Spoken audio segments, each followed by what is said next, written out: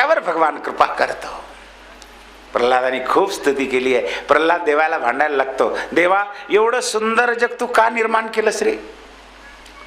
जीवानं मोहित व्हावं आणि त्यात अडकून पडावं म्हणूनच तू हे मायेनं जग निर्माण केलंस ना देवा. हे जगत जर सुंदर निर्माण केलं नसतं तर जीव अडकला नसता, मोहित झाला नसता. एवढं सुंदर जग का निर्माण केलंस? भगवान म्हणतात, प्रल्हादा, एका सद्ग्रहस्थानं एका गावामध्ये प्यायच्या पाण्याचा त्रास होऊ लागला म्हणून एक सुंदर विहीर खोदली. सुदैवानं विहिरीला पाणी सुद्धा लागलं. सगळ्या गावाला आनंद झाला. सगळे लोक त्या विहिरीचं पाणी पिऊ लागले. कारण पाण्याकरता 4-4 किलोमीटर पायी जावं लागायचं, तरी पाणी मिळायचं नाही. त्यानं विहीर खोदली, पाणपई घातली. सगळ्यांना आनंद झाला. 4-6 महिन्यानंतर त्या गावात 2 भावाचं भांडण झालं आणि एक भाऊ रागारागाने गेला, गळ्यात दगड बांधला आणि विहिरीत उडी टाकून मेला. आता त्या पोराची आई सारखी बोटं मोडू लागली, शिव्या देऊ लागली. या ग्रहस्थानं विहीर पाडली म्हणून माझा मुलगा मेला. यानं विहीर पाडली नसती तर मुलगा मेला नसता. यानंच काही काम नव्हतं, यालाच पैसा जास्त झाला होता, यानंच माझा मुलगा मारला, यालाच पाप लागलं वगैरे वगैरे त्या नावानं शिव्या देऊ लागली. भगवान नरसिंह म्हणतात, प्रल्हाद, सगळ्या गावाची सोय व्हावी, सगळ्यांना प्यायला पाणी मिळावं, सगळ्यांनी सुखी व्हावं म्हणून त्या ग्रहस्थानं विहीर पाडली. आता कोणी जर जाऊन त्यात उडी मारेल, बुडून मरेल तर त्यानं काय करावं? तसं हे जग सुद्धा निर्माण केले सुंदर, केवळ जीवाच्या सुखाकरता. सगळ्यांनी सुखी व्हावं म्हणून मी जग निर्माण केलं, जीव निर्माण केले, हे सगळं ब्रह्मांड निर्माण केलं, विषय निर्माण केले. आता एखादा जीव जाऊन त्या विषयातच जर बुडत असेल तर मी तरी काय करू? त्याला माझी चूक काय? प्रल्हाद म्हणतोय, देवा, मला या संसारात मला तुझ्या या उग्र रूपाचं भय वाटत नाहीये. अक्राळ विक्राळ रूप जे आहे ना त्याचं भय वाटत नाहीये. सगळे ब्रह्मादिक देव दुरून दुरून नमस्कार करतायत तुला. लक्ष्मी आई साहेब सुद्धा दूर गेल्या, तुझ्या या रूपाला पाहून त्यांना सुद्धा भीती वाटली. पण देवा, मला या तुझ्या रूपाची, या रूपाची भीती वाटत नाहीये. मला भीतीच वाटते या संसाराची, या मायेची भीती वाटते की हा संसार मला खेचून घेत आहे. पुन्हा पुन्हा मी या संसारात अडकतो की काय ही भीती वाटते आहे. मला तुझ्या मायेची भीती वाटते आहे, संसाराची भीती वाटते आहे. देवा, मला तुझ्या या उग्र रूपाची भीती नाही वाटत अजिबात. प्रल्हाद म्हणतोय, देवा, खरंच सांगतो रे, माझी अवस्था कशी झाली आहे देवा. भव्य सपत्न्यैव गेह पतिं लुनन्ति. देवा, अनेक स्त्रियांच्या पतीची जशी दयनीय अवस्था व्हावी तशी अवस्था माझी झाली या जीवाची. अनेक स्त्रियांचा पती, हो अनेक जाऊ द्या, 2च स्त्रिया असू द्या एखाद्याला, काय फजिती असते महाराज. हो, एका ग्रहस्थानं 2 लग्न केले म्हणे. एक तारुण्यात जे केलेलं होतं याच्याबरोबर म्हातारपणात ती पत्नी म्हातारी झाली. आणि उशिरा लग्न केलं होतं, ती पत्नी होती तरुण आणि हा होता म्हातारा. पण तिला वाटत होतं की आपला नवरा म्हातारा दिसू नये, आपल्यासारखाच तरुण दिसावा. म्हणून तिनं एक युक्ती केली. काय केलं की त्याच्या डोक्याचे सगळे पांढरे पांढरे केस उपडून काढले, काळे तेवढे शिल्लक ठेवले. का? पांढरे केस दिसले की म्हातारा दिसतो, म्हातारा दिसू नये, आपला नवरा आपल्यासारखाच तरुण दिसावा म्हणून तिनं पांढरे केस उपडून काढले म्हणे. आणि जी म्हातारी होती तिला वाटत होतं की आपला नवरा आपल्यासारखाच म्हातारा दिसावा म्हणून तिने याच्या डोक्यावरचे काळे केस उपडून काढले म्हणे. आता काय शिल्लक राहिलं? हो, एकीनं काळे आणि एकीनं पांढरे. 2 स्त्रिया असतील तर अशी फजिती आहे. ज्याला अनेक स्त्रिया आहेत त्याची काय अवस्था होत असेल? देवा, माझी सुद्धा फटफजिती तशीच होते आहे. जीभ एकीकडे ओढते, कान एकीकडे ओढतात, तर डोळे एकीकडे ओढतात, ही त्वचा एकीकडे ओढते आहे. सगळी इंद्रिय मला खेचून घेत आहेत, ओढत आहेत. हो, लांडगे जसे एखादी शेळी लाभली ना, दोन्हीकडे 2 धरून तोडून नेतात, तसं या जीवाची अवस्था होते आहे. देवा, हे इंद्रिय मला ऐकत नाही आहेत, आवरत नाही आहेत. माझे इंद्रिय मला विषयाकडे खेचून घेत आहेत. पुन्हा पुन्हा डोळ्याला वाटतंय सिनेमा पाहावा, नाटक पाहावं. कितीही सांगितलं मी डोळ्याला पण ऐकत नाहीत. पुन्हा पुन्हा कान त्यांना संगीत ऐकावंसं वाटतंय, लोकांची निंदा स्तुती कोणाच्या आणि अशा ग्राम्य कथा ऐकाव्याशा वाटतात. कान तिकडच जातात. कान तुझ्या कथेकडे यायला नको म्हणतात. तुझी कथा आवडत नाहीये. सामान्य लोकांची निंदा स्तुती आवडते, ग्राम्य कथा आवडतात. या कानाला कान तिकडच ओढून घेतात. जीभ पुष्कळ वेळा सांगितलं मी जीवेला, तू भगवंताचं नाम घे, गोड नाम आहे, गोविंद दामोदर माधवेती म्हण. पण पुन्हा पुन्हा जीभ म्हणते बरेच दिवस झालं पुरणपोळी केली नाही. पुरणपोळी करा बरं. हा, आज पुरणपोळी केली, कढीच केली नाही का? हा, या कढीकडं, खाण्यापिण्याकडंच या जिभेचा ओढा चाललाय देवा. काय करू रे मी? मला हे इंद्रिय ऐकत नाही देवा. तुझी कृपा झाल्याशिवाय हे काही खरं नाही आहे देवा. आव्हयसे कदानो, देवा मला केव्हा बोलावतोस एकदा तुझ्या चरणाजवळ? मला तुझ्या चरणाजवळ घेऊन जा ना देवा. आता पुरे झालं देवा. भगवान म्हणतात ठीक आहे प्रल्हाद, चल मी तुला वैकुंठाला घेऊन जातो. देवा मला वैकुंठाला घेऊन जाशील, पण हे माझे सवंगडी दैत्यपुत्र बसलेले जे माझ्या जवळचे आहेत ना, यांची काय गती आहे? यांना सुद्धा घेऊन जातोस का? चलतोस का? जर हे सगळे येणार असतील तर मी तुझ्या बरोबर येतो, नाहीतर यांना सोडून एकट्या मला जर नेत असतील तर मी नाही येणार देवा.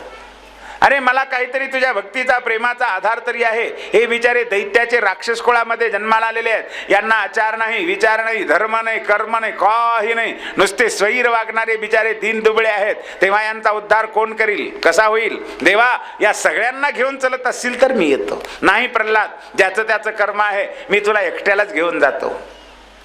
ते नरकाचे अधिकारी आहेत, त्यांना नरकात जावं लागणार आहे. मी तुला मोक्षाला घेऊन जातो. प्रल्हाद म्हणतो मग असं जर आहे ना तर देवा लहानपणापासून मी त्यांच्या संगतीत राहिलेलो आहे, मला तुझा मोक्ष नको. मी सुद्धा त्यांच्या बरोबर नरकातच जातो.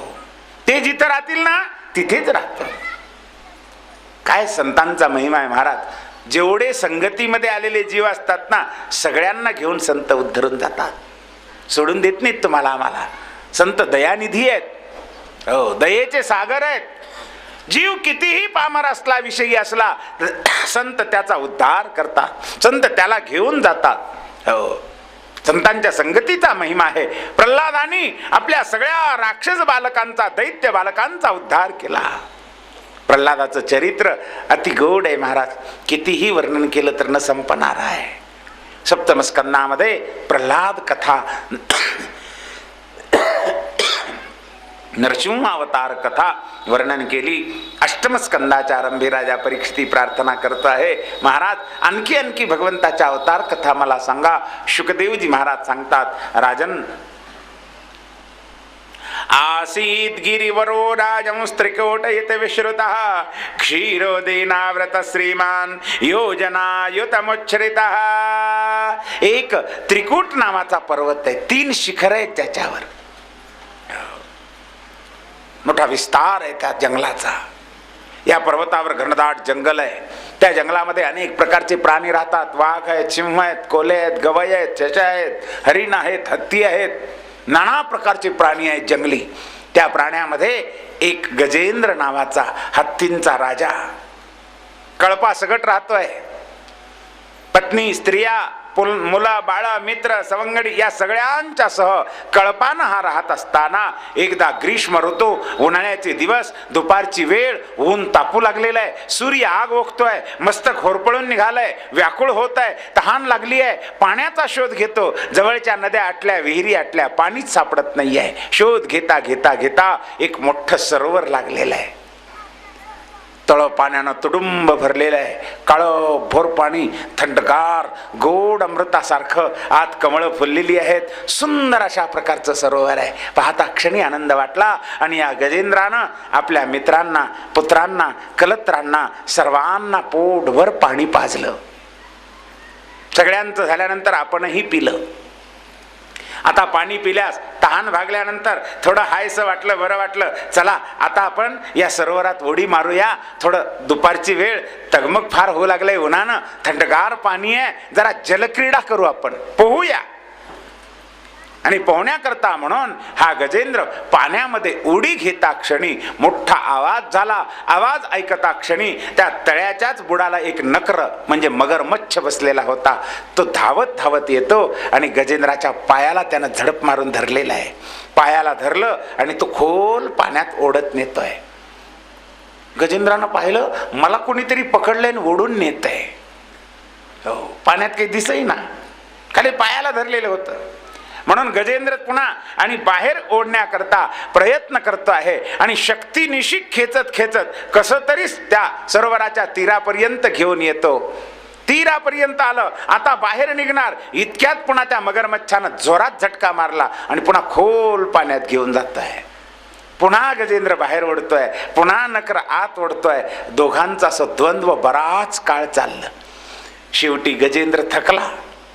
गजेंद्राचं पाण्यात बळ चालत नाहीये, नकराचं बळ जमिनीवर चालत नाही आणि गजेंद्राचं बळ पाण्यामध्ये चालत नाही. अहो, साधारण कुत्रा सुद्धा आपल्या स्वस्थानी असला ना मग जोर करतो बरं का. मालकाच्या जागलीवर असू द्या फार जोरजोरात भुंकत आहे, मालकाच्या घरी असू द्या जोरात भुंकत आहे, आणि तेच कुत्रं दुसऱ्या जागी जाऊ द्या नाही भुंकत, पळून येतं शेपूट घालून. आपल्या जागेवर असल्यानंतर कुत्र्याला सुद्धा जोर येतो, माणसाला काय येणार नाही, प्राण्याला काय येणार नाही. बळ चालतंय पाण्यामध्ये मगरमच्छाचं, जमिनीवर गजेंद्राचं, पण तो जमिनीवर येऊच देत नाही आहे. गजेंद्र थकला. शेवटी दीनवाणा होऊन मित्रांना हाक मारतो, मित्र हो, अरे बाबा या रे, सगळेजण मला धरा, कोणी पायाला धरा, शेपटीला धरा, कानाला धरा, पाठीला धरा, पोटाला धरा आणि मला पाण्याच्या बाहेर काढा. एकदा पाण्याच्या बाहेर काढल्यानंतर एका क्षणात या नकराला ठार मारतो मी. या बाबांनो या. मित्रांनी सांगितलं, गजेंद्रा खरं सांगाव का, आम्ही मित्र आहोत, पण कोर्टपर्यंत जोपर्यंत तुझ्याकडं चहा पाणी शिरा पोहे खायला प्यायला, मस्त बैठकीला बसायला, रंगीत टीव्ही पाहायला, गप्पा मारायला, पेपर वाचायला, जोपर्यंत तू सुखात आहेस तोपर्यंत आम्ही आहोत, खायला प्यायला मिळते तोपर्यंत आम्ही आहोत. पुन्हा कोण आहे हो? नाही. मित्रांनी सांगितलं, आम्ही यावं आणि दुसऱ्या एखाद्या नकरानं आम्हाला पकडावं, मरा का तुझ्या करता आम्ही नाही येणार. आम्ही मित्र येत नाहीये. आता मित्र येत नाहीत पाहून गजेंद्राने पुत्रांना हाक मारली, पोर हो, निदान तुम्ही तरी नाही म्हणू नका. अरे तुमच्याकरता थोडे कष्ट केले का? लहानपणापासून तुम्हाला अगदी तळहातातल्या फोडासारखं जपलं. तुमचे शिक्षण काय, ट्युशन फीस काय, वह्या काय, पुस्तकं काय, नाना प्रकारचे ड्रेस काय, गाड्या घेऊन दिल्या. अरे तुम्हाला किती किती किती खर्च केला. तुमच्याकरता बंगले बांधून ठेवले, तुमच्याकरता इस्टेट कमवून ठेवली. धर्म पाहिला नाही, अधर्म पाहिला नाही, नीती पाहिली नाही, अनिती पाहिली नाही, लोकांचे गळे दाबले, पण तुमच्याकरता कमवून ठेवलं.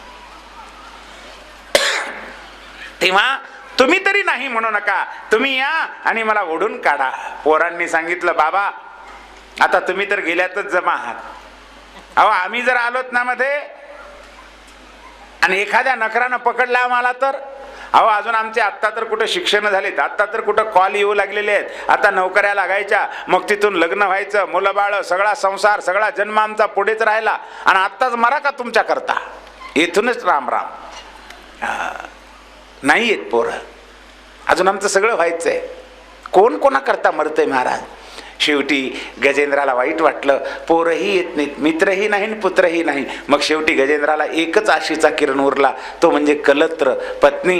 पत्नीला हाक मारतो, स्त्रिये निदान तू तरी नाही म्हणू नकोस, तू तरी ये, आपल्या दोघांच्या शक्तीनं आपण बाहेर निघू. आणि एकदा मी बाहेर निघालं की याला एका क्षणात ठार मारतो. ती म्हणाली, मालक तुमच्या वाचून जगणं म्हणजे प्राणा वाचून शरीर आहे. प्राणा वाचून शरीर म्हणजे त्याला प्रेत म्हणतात. प्रेताला काही किंमत आहे का? तशी तुमच्या वाचून जगणं मला काही किंमत नाही आहे. माझ्या जीवनात खरंच सुख जर असेल तर तुम्हीच आहात. माझे प्राणपती तुम्हीच आहात. माझं जीवन सर्वस्व तुम्हीच आहात. तुमच्या वाचून जगणं काहीच खरं नाही आहे. मी आलेच असते, पण आता पण म्हटलं की इतकं मागं बोललेलं सगळं वाया गेलं. पहा पण काय, हो मला माझ्या करता जगायची इच्छा नाही. आता माझं काय राहिलंय? हो तुमच्या आधी जरी देवानं मला नेलं तरी चांगलंच आहे, मला माझ्या करता जगायची इच्छा नाही आहे. पण मालक समजा आता तुम्ही तर गेल्यातच जमा आहात आणि मीही आत आले आणि मला जर एखाद्या नकरानं दुसऱ्या नकरानं पकडलं, आपण दोघंही गेल्यानंतर मागं लेकरा बाळांचं कसं व्हावं? सगळा कच्चा हवा आहे, काही कोणाचं झालं नाही, अजून सुनमुख पाहिलं नाही, पोरीचं लग्न झालं नाही, पोरांचे झाले नाहीत, काही नाही आहे, नातवाचं तोंड पाहिलं नाही. यांचं कसं होईल? मला माझ्या करता जगायची इच्छा नाहीये, पण मागे मुलाबाळा करता जगावं लागणार आहे, म्हणून मला येता येत नाही. येथूनच जय श्रीराम. आमच्या संतांनी जीवनातलं खरं सत्य सांगितलंय बरं का. जरा ऐकायला कानाला कडू लागतं, पण जीवनाचं वास्तव आहे ते. आमचे संत सांगतात, सज्जन हो लक्षात ठेवा, प्राण प्रयाणाची वेळी राहाती निराळी सकळ रांडा पोरे. मृत्यूच्या समयी अंतकाळी या संसारातलं कोणी कोणी कोणी येत नाही. बायको येत नाही म्हणजे का नवरा येत असतो का? नवरा सुद्धा स्वार्थी आहे महाराज. हो, नवरा सुद्धा तेवढाच स्वार्थी आहे. पती असो की पत्नी असो, मुलं बाळा असोत की मुली असोत की मुलं असोत, कोणीही असो, कितीही जीवलग असो, जवळचा असो, ज्याच्याकरता आम्ही सर्वस्व समर्पण केलेला असो, तो सुद्धा अंतकाळी बरोबर येत नाहीये. या मृत्यूच्या समयी जीवात्म्याच्या बरोबर जर येणारा कोणी असेल तर तो परमात्मा आहे. जीवाचा खरा सखा शिव आहे. मरणाच्या समयी काय येतं हो बरोबर? आमच्या सुभाषितकारांनी म्हटलंय, धनानी भूमौ पशवश्च गोष्ठे भार्या ग्रहद्वारी जनस्मशाने देहश्चितायां परलोक मार्गे कर्माणु गो गच्छति जीव एकः. सज्जन हो, धनानी भूमौ. पूर्वी बँका नव्हत्या, लॉकर नव्हते बरं का, म्हणून लोक सोनं चांदी पैसा जमिनीत गाडून ठेवायचे. मरणाच्या समयी गाडून ठेवलेला पैसा तिथंच राहणार आहे. ज्या बँकेमध्ये आहे तिथंच राहणार आहे. एफडी सुद्धा बरोबर येणार नाही. लॉकर मधला एक पैसा सुद्धा येणार नाहीये. जिथल्या तिथंच राहणार आहे. पशवश्च गोष्टी, मोठमोठे पशु आहेत, पक्षी आहेत, घोडे आहेत, हत्ती आहेत, रथ आहे, गाड्या आहेत, चारचाकी गाड्या आहेत, मोठमोठ्या गाड्या आहेत, पण जिथल्या तिथंच राहणार आहेत. का मृत्यूच्या समयी येणार आहेत जीवाबरोबर? येतात का? आल्या तरी स्मशानापर्यंत शरीराबरोबर येतात, जीवाबरोबर येत नाहीत बरं का. हो, नाही, जिथल्या तिथे गाड्या घोडे वैभव सगळं इथल्या इथेच. करोडो रुपयाची इस्टेट आहे, येते का हो 1 रुपया तरी बरोबर? कपाळाला चिटकवलेला रुपया तरी येतो का बरोबर? अजिबात नाही महाराज. अब्जावधी रुपयाची इस्टेट असू द्या, पण मृत्यूच्या समयी जीवात्म्याबरोबर 1 नया पैसा सुद्धा येत नाहीये. धन दौलत येत नाहीये, घोडे गाड्या येत नाहीये. मग पत्नी, संत सांगतात, भार्या ग्रहद्वारी, द्वारापर्यंत, घराच्या दारापर्यंत, तिथून पुढे नाही. बरं, इष्टमित्र पती तरी काही येतो का बरोबर पत्नीच्या? नाही, तो सुद्धा स्वार्थीच आहे. स्मशानापर्यंत इष्ट मित्र सगळे सोयरे सगळे स्मशानापर्यंत, त्याच्या पुढे कोणी येत नाहीये. त्याही पुढे जाऊन संत सांगतात, देहश्चितायाम सज्जन हो, हा देह सुद्धा, ज्या देहाकरता तुम्ही पाप कर्म करता, ज्या देहाकरता अधर्म करता, अन्याय करता, लोकांचे गळे घोटता, अनिती करता, चोऱ्या करता, हिंसा करता, भ्रष्टाचार करता, नाना प्रकारचं पाप ज्या देहाकरता करता, तो देह सुद्धा अंती जीवात्म्याबरोबर येत नाहीये, चितेमध्ये जळून राख होतोय. या जीवात्म्याच्या बरोबर जर येणार काही असेल तर संत सांगतात, कर्मानुगो गच्छति जीवैकः. फक्त जीवनामध्ये तुम्ही केलेलं कर्म तेवढं बरोबर येतं महाराज. मग तुम्ही पुण्यकर्म करा की पाप कर्म करा, पाप कर्म सुद्धा येतं आणि पुण्यकर्म सुद्धा येतं जीवाला सुख दुःख देण्याकरता. म्हणून संत सांगतात, सज्जन हो, जीवनामध्ये जीवात्म्याबरोबर जे येणार नाही त्याचा विचार करू नका, जे बरोबर येणार आहे त्या कर्माचा विचार करा. पण नेमकं याच्या उलट घडतंय. आम्ही कधी कर्माचा विचारच करत नाही. सगळं या असज्जड दुःखात्मक इथं राहणाऱ्या जगाचाच विचार चाललाय आमचा. घर दार, पती पत्नी, पुत्र मित्र, कलत्र, इस्टेट, सगळे सोयरे, इस्टेट, पैसा, सोनं नाणं, याचाच विचार. सगळा जन्म या विचारात, दिवस आणि रात्र या विचारामध्ये घालवता होता. एक क्षण सुद्धा दुसरा विचार नाहीये. संत सांगतात, सज्जन हो, थोडा विचार करा. अरे मेल्यानंतर जीवात्म्याबरोबर येणारं जे कर्म आहे ना, त्या कर्माचा विचार करा. सकाळी उठल्यापासून रात्री झोपेपर्यंत या 12 तासामध्ये मी काय काय कर्म केलं, जे कर्म केलं त्यामध्ये समाजाच्या सेवेचं कोणतं आहे, प्रभूची सेवा किती केली मी, आणि आत्मकल्याणाचं काय केलं आणि स्वार्थाचं काय केलं, स्वार्थ किती साधला, परार्थ किती साधला आणि परमार्थ किती केला, याचा रोज विचार करावा. याला सिंहावलोकन म्हणतात बरं का. जंगलामध्ये सिंह फिरत असतो म्हणे निर्भयपणे. 4-2 किलोमीटर जातो आणि पुन्हा मागे वळून पाहतो, मी किती चालून आलो. आपण काय पराक्रम केला, मागे वळून पाहतो. तसं माणसानं सुद्धा जीवनामध्ये सिंहावलोकन केलं पाहिजे. आज माझे वयाचे 40 वर्ष झाले, मी काय काय केलं आजपर्यंत, जे केलं त्यात माझ्या कल्याणाचं काही आहे का, काही पुण्यकर्म आहे का, काही समाजाची सेवा, काही प्रभूची सेवा घडली का, काही संत सेवा घडली का, का केवळ पोटाची गार भरली आणि मुलाबाळाचं संगोपन, याच्याशिवाय दुसरं काही केलं का मी, माझ्या जीवनात काही घडलं का माझ्या हातून, याचा विचार केला पाहिजे. कर्माचा विचार करावा. मी जे कर्म करत आहे ते पुण्य कर्म आहे का पाप कर्म आहे, यातून मला सुख होणार आहे का दुःख होणार आहे, विचार केला पाहिजे. अंतकाळी सोडविता एक नारायण. गजेंद्राला सुद्धा पश्चाताप झाला. आता अंतकाळी मित्र येत नाहीत, पुत्र येत नाही, कलत्र येत नाही, पती येत नाही, पत्नी येत नाही, येणारा फक्त एक परमात्मा आहे. जीवात्म्याला खरा सखा परमात्मा आहे, जीवाचा खरा सखा शिव आहे. गजेंद्राला कळून चुकलं आणि पश्चाताप दग्ध झालेला गजेंद्र आर्त हृदयानं त्या परमात्म्याला हाक मारतो आहे. नमो भगवते तुभ्यं यत एतच्चिदात्मकं पुरुषायादि बीजाय परेशाय विधीमहि. आर्त हृदयानं टाहो फोडला भगवंताला. संतांनी वर्णन केलंय, लोग कहते हैं भगवान आते नहीं, द्रौपदी की तरह हम बुलाते नहीं, गजेंद्र की तरह हम बुलाते नहीं. लोग कहते हैं भगवान खाते नहीं, अरे बिल्लिनी की तरह हम खिलाते नहीं. लोक म्हणतात देव खात नाही, देव खात नाही. अरे खात नाही असं नाही, त्या भिल्लिनी सारखा आम्ही खाऊ घालत नाही, नामदेवरायासारखा आम्ही खाऊ घालत नाहीये म्हणून तो खात नाहीये. लोक म्हणतात देव येत नाही, अरे येतो, पण द्रौपदी सारखा आम्ही हाक मारत नाही, या गजेंद्रासारखा हाक मारत नाहीये. गजेंद्रानं आर्त हृदयानं टाहो फोडला महाराज. आणि त्याची आर्तता पाहून प्रभूला दया आली. भगवान गरुडजीला माग सारून धावून येतात महाराज. एका क्षणात तिथे भगवान प्रगट झाले आणि प्रगट होता क्षणी भगवंतानी आपल्या सुदर्शन चक्रानं त्या नकराला ठार मारलं. चक्रानं नकराचा उद्धार केला. सुदर्शन शब्दाचे दोन अर्थ आहेत बरं का. सुदर्शन म्हणजे एक चक्र आहे हातातलं शस्त्र, त्यानं नकराचा उद्धार केला. आणि सुदर्शन म्हणजे सुष्ठु दर्शनम सुदर्शनम, उत्तम रीतीनं दर्शन देणं, याला सुदर्शन. उत्तम रीतीनं दर्शन देऊन गजेंद्राचा उद्धार केला. आता इथे दोघाचा उद्धार केला हरी अवतारात भगवंतानी. कोण? गजेंद्र आणि नकर. पण या दोघांमध्ये पहिल्यांदा उद्धार केला नकराचा आणि मग उद्धार गजेंद्राचा. असं कसं घडलं? बोलावलं गजेंद्राने, आला गजेंद्रा करता आणि उद्धार पहिले नकराचा. का? याचं कारण संत सांगतात की संतांचा महिमा आहे हा. अहो, गजेंद्रानं भगवंताच्या चरणाचा आश्रय घेतला, पण या नकरानं भगवत भक्ताच्या चरणाचा आश्रय घेतला. गजेंद्राच्या चरणाचा आश्रय, जो संतांच्या चरणाचा आश्रय घेतो ना त्याचा आधी उद्धार आहे. म्हणून संत संगती करावी, संतांच्या चरणाचा आश्रय घ्यावा. नकर अगोदर उद्धरला महाराज. संतांचे पाय धरले. गजेंद्र महात्मा आहे. गजेंद्र या जन्मामध्ये यद्यपि तो हत्ती असला तरी पूर्व जन्मामध्ये महान साधना केलेली आहे त्यानं. महावैष्णव होता, भगवत भक्त होता. इंद्रद्युम्न नावाचा राजा प्रभूची उपासना करणारा होता.